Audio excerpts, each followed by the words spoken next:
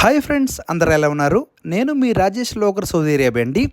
ఈరోజైతే ఈ particular video ఏంటంటే సౌదీ అరేబియాలో వర్కర్స్ లైఫ్ బ్యాలెన్స్ అయితే ఎలా ఉంటుంది చూద్దామండి. హౌ టఫ్ ఇట్ ఈజ్ అండి.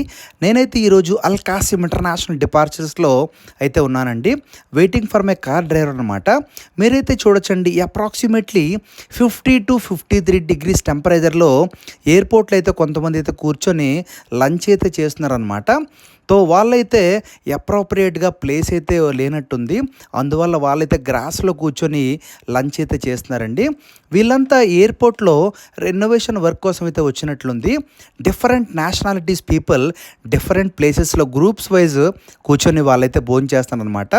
పాకిస్తానీ నేషనాలిటీస్ ఒక దగ్గర ఉన్నారు, అండ్ ఈజిప్షియన్స్ అంతా ఒక దగ్గర అయితే కూర్చొని భోజనం చేస్తున్నారండి.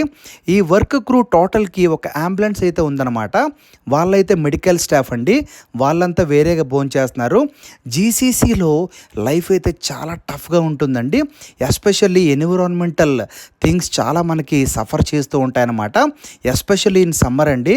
బట్ ఫ్యామిలీ కోసం అయితే సాక్రిఫైస్ చేయాలి తప్పదనమాట. ఈ వీడియో మీకు ఇన్ఫర్మేటివ్గా ఉంటే please like, share and subscribe అండి. Thank you. మీ రాజేష్ లోగర్, సౌదీ అరేబియా.